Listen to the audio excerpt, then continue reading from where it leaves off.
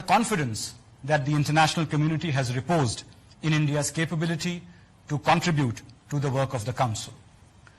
Our two-year term will begin on the 1st of January 2021.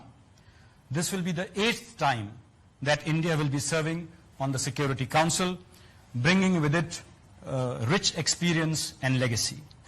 We look forward to being a voice for all those who are not represented in the Council. As a founding member of the United Nations, India is fully committed to the principles and purposes of the UN Charter. As the world's largest democracy, a major contributor to UN peacekeeping operations, and a strong votary of the rights of developing countries, India will bring its own unique strengths and perspective to the Security Council. We will act as a voice of reason and moderation and a firm believer in respect for international law and peaceful settlement of disputes. In fact, India has all the credentials to serve on the UN Security Council. Our work in the Security Council will be guided by Honorable Prime Minister's call for a reformed multilateralism and the dynamic 5S vision for foreign policy, namely Samman, respect, Samvad, dialogue, Sahyog, cooperation, and Shanti, peace, to create conditions for universal prosperity, Samriddhi. Through this approach, we seek to move towards a new orientation for a reformed multilateral system which can be encapsulated as norms, NORMS. Our External Affairs Minister had already outlined the priorities we have set for ourselves as a member of the UN Security Council. I will briefly reiterate them. Seeking responsible and inclusive solutions, concrete and result-oriented action at the Security Council for an effective response to international terrorism, reformed multilateralism to reflect contemporary realities, a comprehensive approach to peace and security guided by dialogue, mutual respect, commitment to international law, for which we also hope to help streamline UN peacekeeping, and technology with a human touch. The COVID-19 pandemic is perhaps one of the most serious crises this generation has ever faced. We believe that the current crisis offers us new opportunities to seek innovative and inclusive solutions by using multilateralism and international cooperation. It is clear to us that the United Nations, and indeed multilateralism itself, needs to change to reflect contemporary realities and remain effective and credible. As we look forward to celebrating the 75th anniversary of the United Nations and later the 75th anniversary of our own independence in 2022, India's presence in the Security Council will help bring to the world our ethos that the world is one family, Vasudhaiva Kutumbakam. So this is my opening remark, and now, as I said, I am open to taking a few questions. Thank you, sir, for those remarks. We've received a few questions in advance, so I'll go through them. Geeta Mohan from the India Today wants to know, while it's a secret ballot, who are the likely 8 countries who have not voted for India? Would you like to respond to that? Well, that is your job and not mine. It was a secret ballot, as you all know, and it is not possible for us to speculate on that ballot. But the important thing is focus on the 184. You know, this reflects an almost universal acceptance, the most widespread support possible. And also don't forget that we had the complete endorsement of the Asia Pacific Group. We were the only candidate for that sole seat. And I think the number of votes that we have received far exceeded the minimum threshold required.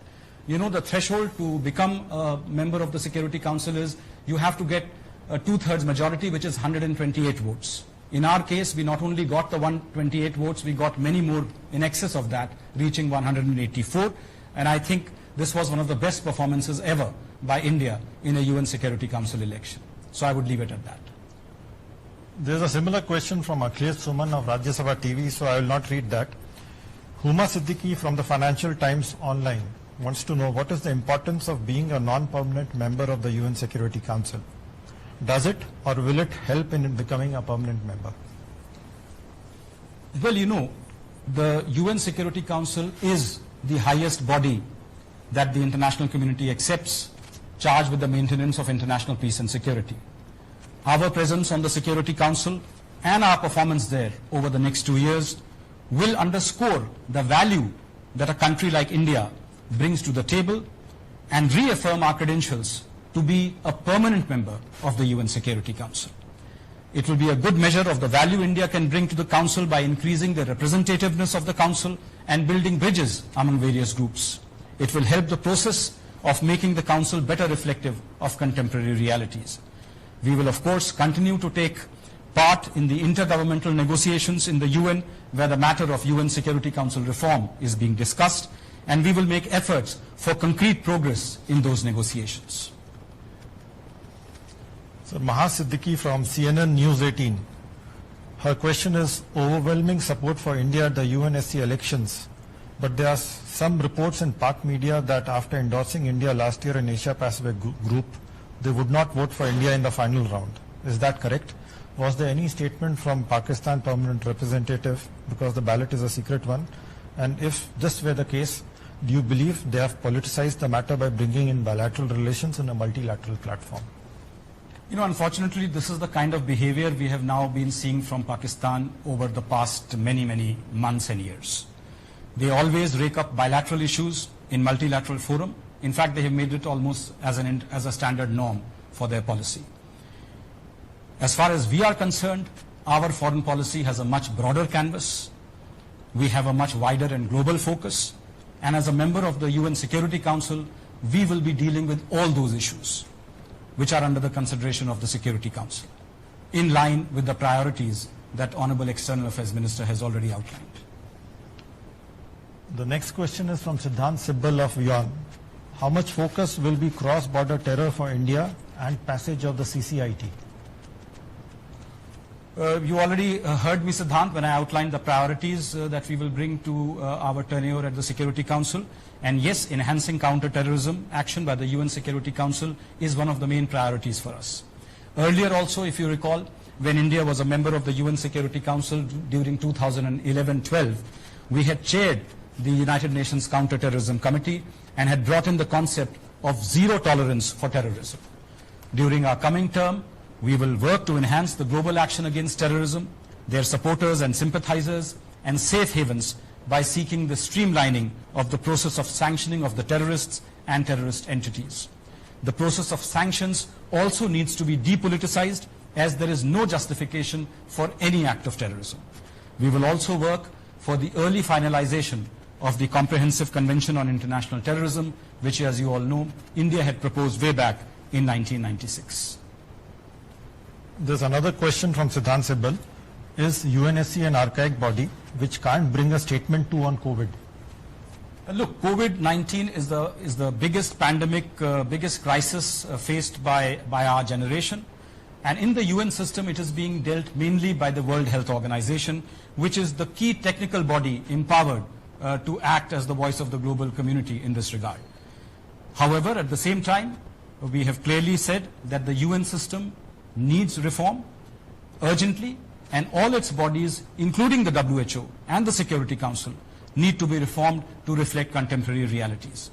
This is the reason why Honorable Prime Minister has called for a reformed multilateralism. So the point is not to reject everything, but to see what is there and to make it better. So Madhuren from News Nation wants to know what was China's and Pakistan's position on India's election to UNSC. Madhuren, this is a question you need to ask China and Pakistan. I'm not their spokesman. You should better ask them. As far as I'm concerned, we had overwhelming support of 184 countries present and voting that day.